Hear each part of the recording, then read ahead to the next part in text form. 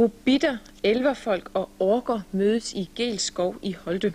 Der bliver spillet live rollespil. Et spil, hvor det for en gangs skyld ikke gælder om at vinde, men om at leve sig ind i en fantasiverden.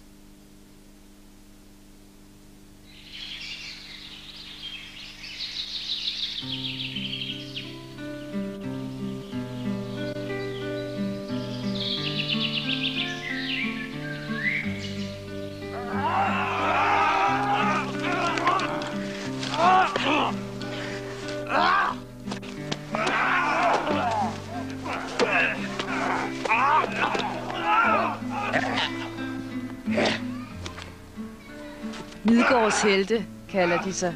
En forening, der den sidste søndag i hver måned tager i Geels skov, som de har døbt Tauren Holten. Det ser voldsomt ud, men kampe er kun en lille del af live-rollespillet. Det er en slags totalteater med 50 medvirkende. Der er ikke nogen manuskrifter, eller der er ikke noget, der er forudaftalt. Der er lagt nogle enkelte røde snore ind, noget plotværk, altså nogle opgaver, de forskellige hold og personer skal løse. Det, der er spændende ved rollespil, det er, at man driver en dag ud af sin måske ellers ret travle hverdag, og så sætter man sig ind i en helt anden personlighed. Man er en helt anden for en dag, og tænker og reagerer og fuldstændig som en helt anden person. Hvis man får en rolle, som man ikke har prøvet før, så prøver man at finde ud af, hvordan vil personen reagere i forskellige tilfælde. Hvis han går på en øde vej, og han kan se, at der er en fare fremad, vil han så løbe sin vej, eller vil han stolt gå nærmere? For eksempel en ridder vil jo ikke løbe sin vej, men det vil en bonde for eksempel. Brynjer, over til Christian! Ja, urte og høste, over til mig! Jakob har spillet rollespil i 10 år. Han fungerer som spillemester og er med til at holde spillet i gang. Det er også ham, spillerne kan spørge til råds, hvis de er i tvivl om deres rolles evner. Det er ganske simpelt. Kør ind for nogle simple regler, som alle folk læser, før man går i gang og bliver lidt indstuderet i. Og så er det simpelthen bare op til den enkelte at spille rollespil. Det er det, det handler om. Man har en masse gode oplevelser, når man kommer hjem. Kan du huske, da vi indtog borgen, eller hvad man nu har gjort, ikke? Man har en hel masse, man er fuldstændig høj på det, når man kommer hjem, ikke? Og kan leve på det i flere uger bagefter. Jeg synes, det er en fantastisk oplevelse. Det er fair play hele vejen igennem.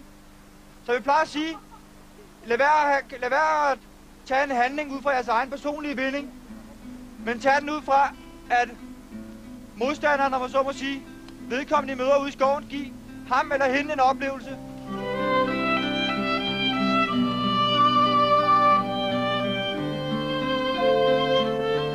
For en læge. Det kan vi da se. Er der nogen læge? Kun ham selv. Vi må have fundet en læge. Vi skal bruge en læge. Skynd dig herop. Hvad laver nu bakkefolket i vores område?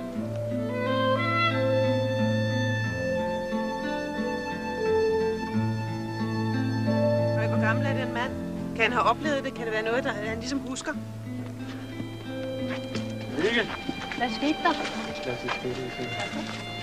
De ryster over hele kroppen. Ikke. Man ved jo, det er leg. Men alligevel en farlig trold, der kommer midt om natten, den kan man godt blive skræmt for. Meget endda. Rollespillet tager udgangspunkt i Tolkiens bog Ringenes Herre. Og for dem, der kender bogen, befinder vi os 8 år efter ringkrigen. Altså efter bogens slutning.